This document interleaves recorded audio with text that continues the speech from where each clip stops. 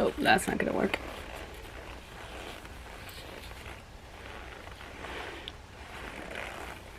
There. I think that'll work. Okay. I'm just going to keep the nose. Oh, there we go. Okay.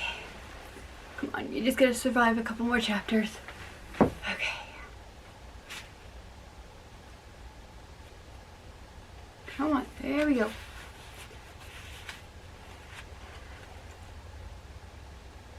The torture chamber in which we now had already served a purpose. Yes, some wretch whose feet were not bare like those of the victims of the rosy hours of Mazarin had certainly fallen into this mortal illusion, and mad with rage had kicked against those mirrors which nevertheless continued to reflect his agony. And the branch of the tree on which he had put an end to his own sufferings was arranged in such a way that before dying he had seen for his last consolation 1,000 men writhing in his company. Yes, Joseph Buquet had undoubtedly been through all this. Were we to die as well as he had done? I did not think so, for I knew that we had a few hours before us, and that I could employ them to better purpose than Joseph Buquet was able to do. After all, I was thoroughly acquainted with most of Eric's tricks. And now, or never was the time to turn my knowledge to account. To begin with, I gave up every idea of returning to the passage that had brought us to the accursed chamber. I didn't trouble about the possibility of working the inside stone that closed the passage, and this for the simple reason that to do so was out of the question. We had dropped from too great a height into the torture chamber. There was no furniture to help us reach the passage, not even the branch of the iron tree, not even each other's shoulders were of any avail. There was only one possible outlet, that opening into the Louis Philippe room, in which Eric and Christine Daae were. But though this outlet looked like an ordinary door on Christine's side, it was absolutely invisible to us. We must therefore try to open it, without even knowing where it was. I was quite sure that there was no hope for us from Christine Daae's side, when I had heard the monster dragging the poor girl from the Louis Philippe room, lest she should interfere with our torches. I resolved to set to work without delay. But I had first to call Monsieur de Chany, who was already walking about like a madman, uttering incoherent cries.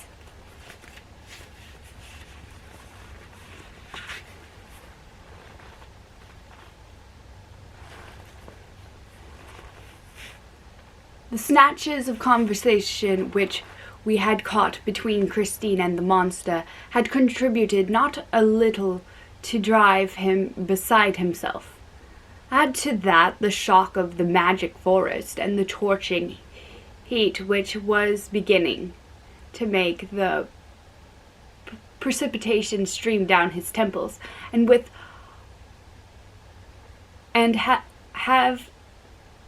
you will have no difficulty in understanding his state of mind.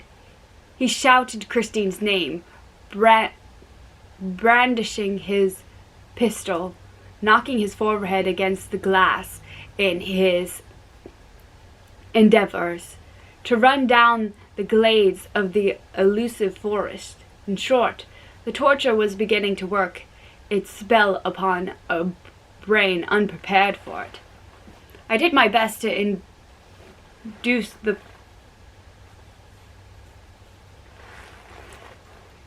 poor Viscount to listen to her reason. I made him touch the mirrors and the iron tree and the branches, and explain to him by optical laws all the numerous imaginary by which we were surrounded, and of which we need not allow ourselves to be victims like ordinary ignorant people.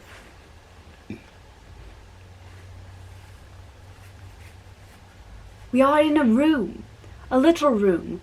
That is what you must keep saying to yourself. And we shall leave the room as soon as we have found the door. And I promised him that, if he let me act without disturbing me by shouting and walking up and down, I would discover the trick of the door in less than an hour's time. Then he lay flat on the floor, as one does in a wood, and declared that he would wait until I found the door.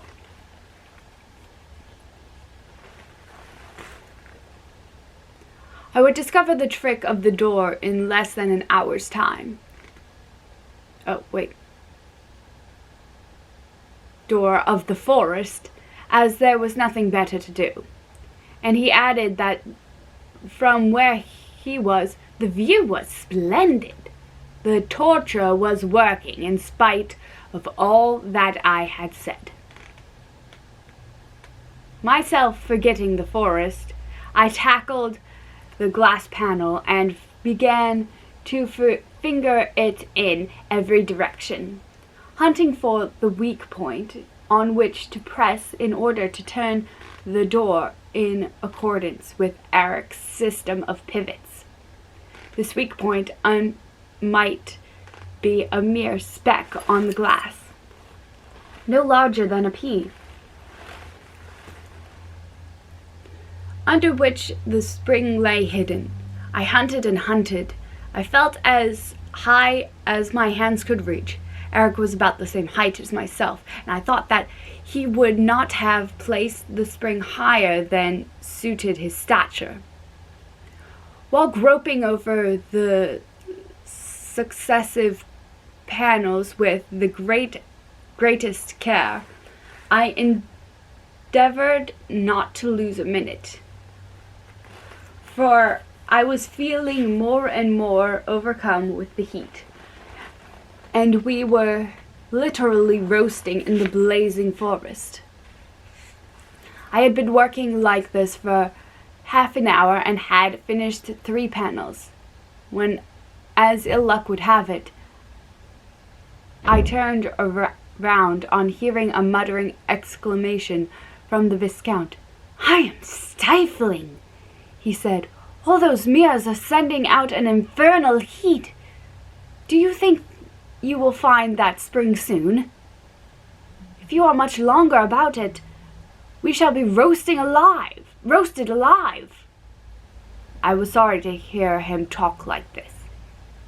He had not said a word of the forest, and I hoped that my companion's reason would hold out some time longer than the torture.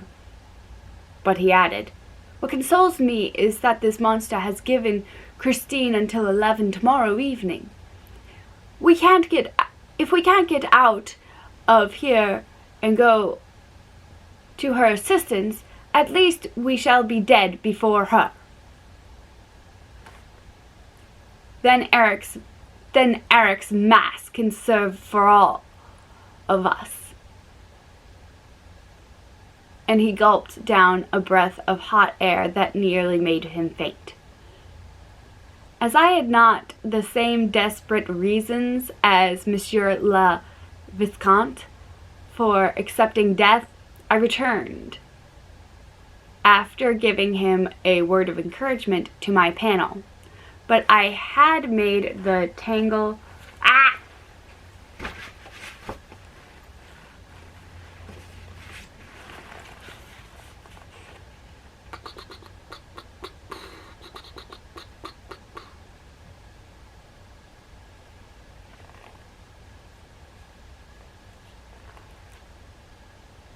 of the elusive forest. I was no longer able to find my panel for certain. I had begun all over again at random, feeling, fumbling, groping. Now the fever lay hold of me in my turn, for I found nothing, absolutely nothing, in the next room. All was silence. We were quite lost in the forest, without an outlet, a compass, or a guide, or anything. Oh, I knew what awaited us if nobody came to our aid, or if I did not find the spring.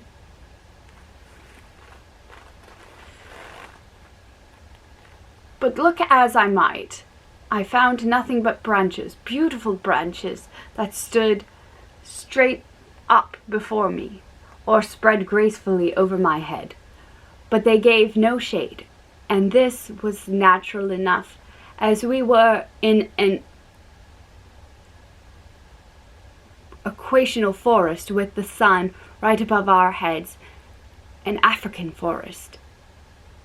Monsieur de Cheny and I had repeatedly taken off our coats and put them on again, finding at one time that they made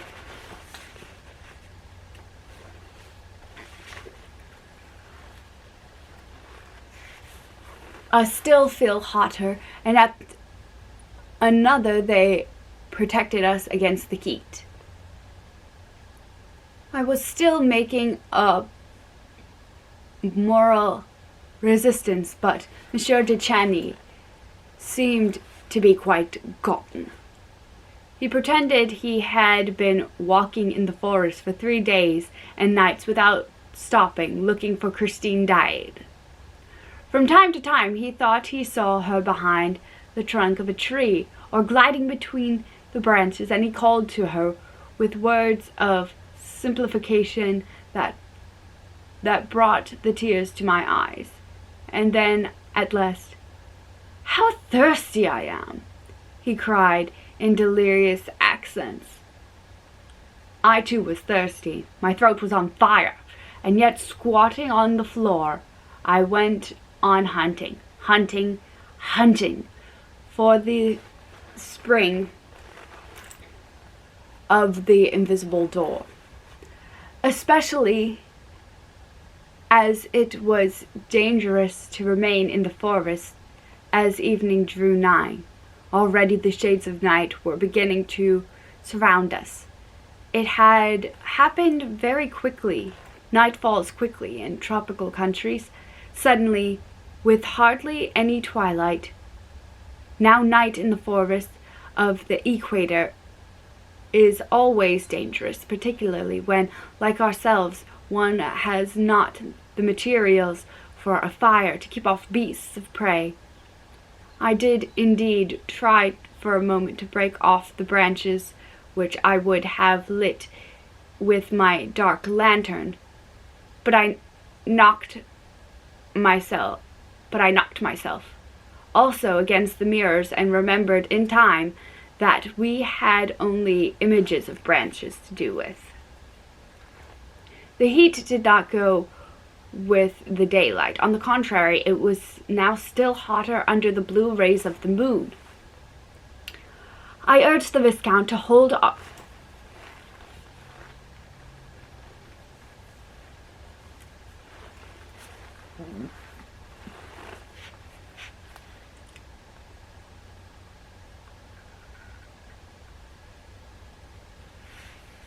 our weapons ready to fire, and not to stray from the camp. While I went on looking for my spring, suddenly we heard a lion roaring a few yards away. "Oh," whispered the Viscount. "He is quite close. Don't you see him? There, through the trees, in that thicket. If he roars again, I will fire." The roaring began, louder than before, and the Viscount fired, but I do not think he hit the lion. Only he smashed a mirror, as I perceived the next morning at daybreak. We must have covered a good distance during the night, for we suddenly found ourselves on the edge of the desert, an immense desert of sand, stones, and rocks. It was really not worth leaving the forest to come upon the desert, tired out. I flung myself down beside the Viscount, for I had had enough of looking of springs which I could not find. I was quite surprised, and I said to the Viscount that we had encountered no other dangerous animals during the night. Usually after the lion came a leopard, and sometimes the buzz of the tistis flies. These were easily obtained effects, and I explained to Monsieur de Chany that Eric imitated the roar of the lion on a long timber tour or timbrel with an ass's skin at one end. Over the skin he tied a string of a catgut, which was fastened at the middle to another similar string passing through the whole length of the tabor. Eric had only to rub the string with a glove smeared with resin, and according to the manner of which he rubbed it, he imitated perfection the voice of the lion or the leopard, or even the buzzing of the testy fly. The idea that Eric was probably in the room beside us, working his trick, made me suddenly resolve to enter into the parley with him, for we must obviously give up all thought of taking him by surprise. And by this time he must be quite aware who we were, the occupants of his torture chamber. I called to him, "Eric! Eric!" I shouted as loudly as I could. Well, and there goes the mask.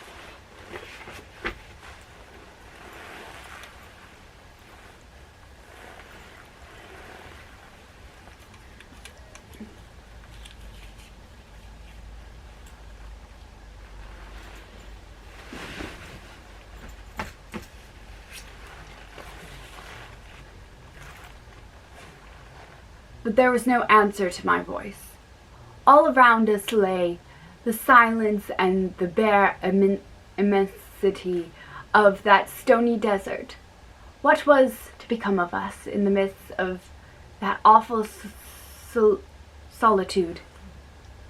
We were beginning literally to die of heat, hunger, and thirst, especially. At last I saw Monsieur de Chany raise himself on his elbow and point to a spot on the horizon. He has discovered an oasis. Yes, far in the distance was an oasis with limpid water, which reflected the iron trees. Tush! It was the scene of the mirage. I recognized it at once, the worst of the three. No one had been able to fight against it. No one. I did my utmost to keep my head and not to hope for water, because I knew that if a man hoped for water, the water that reflected the iron tree, and if after hoping for water he struck against the mirror, then there was only one thing for him to do, to hang himself on the iron tree.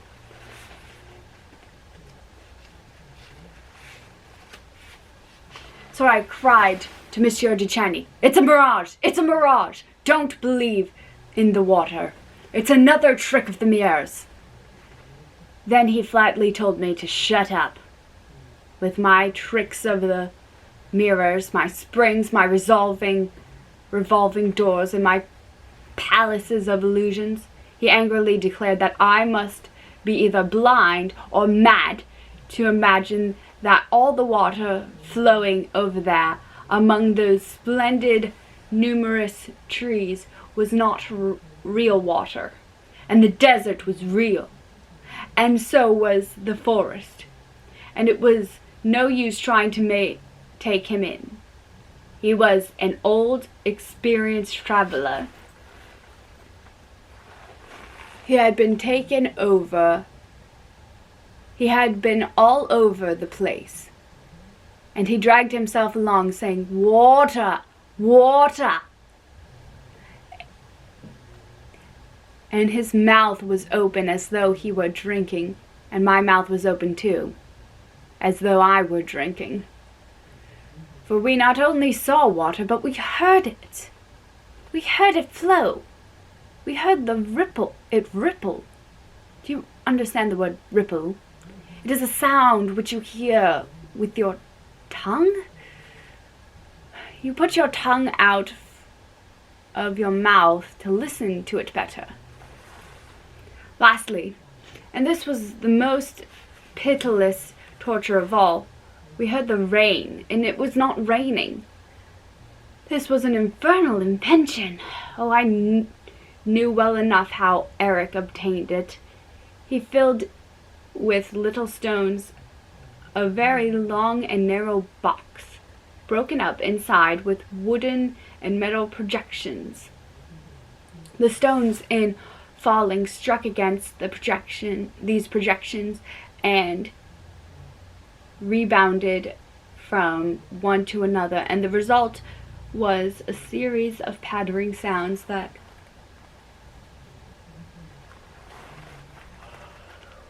exactly imitated a rainstorm. Ah, you should have seen us putting our tongues out and dragging ourselves toward the rippling river bank.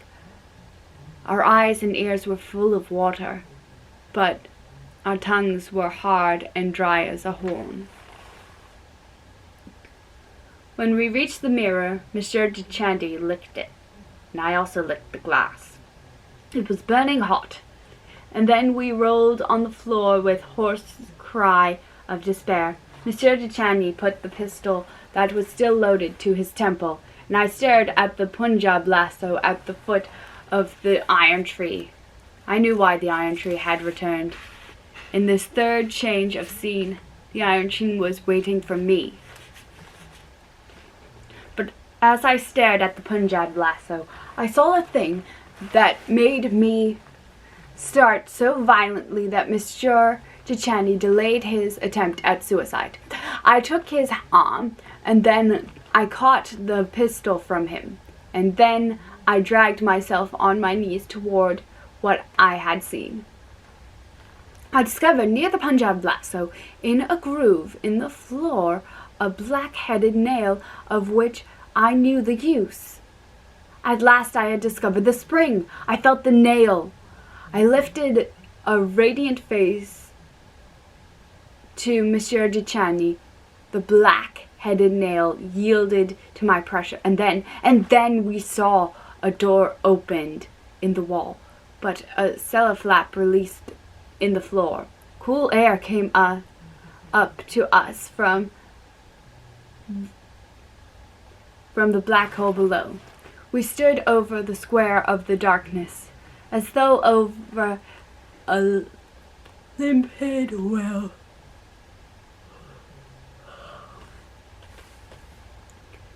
With our chins in the cool shade, we drank it in, and we bent lower and lower over the trapdoor.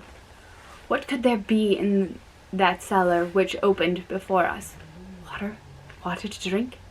I thrust my arms into the darkness and came upon a stone, and another stone. A staircase! A dark staircase leading into the cellar. The Viscount wanted to fling himself down the hole, but I feared a trick of the monsters stopped him, turned on my dark lantern, and went down first. The staircase was a winding one, and it led down into pitchy darkness. But oh, how deliciously cool were the darkness and the stairs, and the lake could not be far away.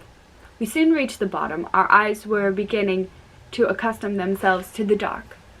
To distinguish shapes around us, circular shapes on which I turned the light of my lantern. Barrels! We were in Eric's cellar. It was here that he must keep his wine and perhaps his drinking water. I knew that Eric was a great lover of good wine. There was plenty to drink here.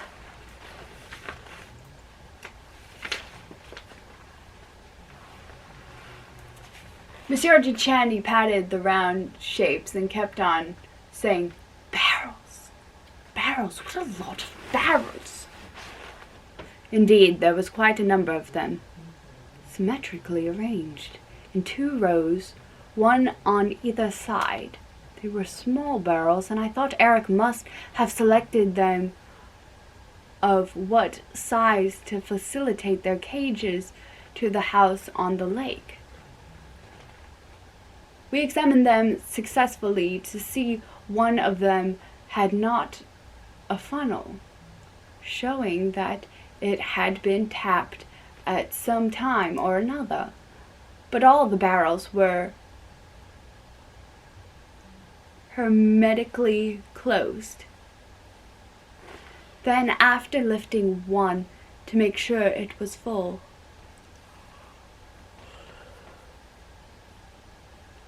we went on our knees, and with the blade of a small knife, which I carried, I prepared to stave in the bunghole. At that moment, I seemed to hear, coming from very far, a sort of monotonous chant which I knew well from often hearing it in the streets of Paris.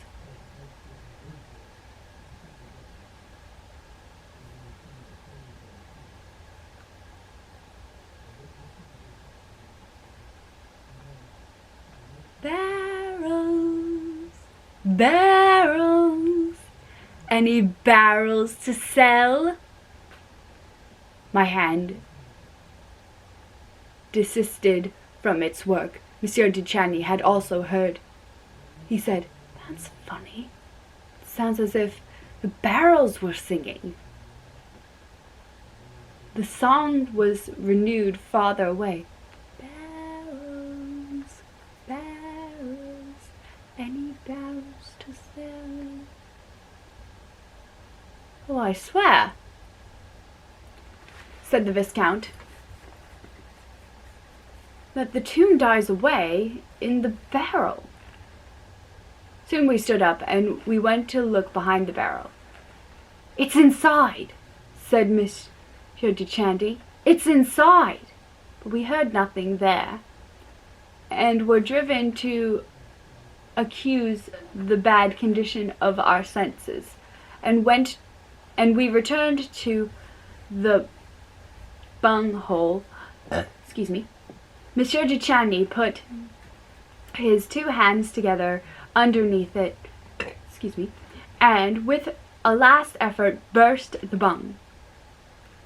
"What's this?" cried the Viscount. "This isn't water." The Viscount put his 2 full hands close to my lantern. I stooped to look, and at once I threw away the lantern with such violence that it broke and went out, leaving us in utter darkness. What I had seen in Monsieur de Chandy's hands was gunpowder. Dang. Chapter 25.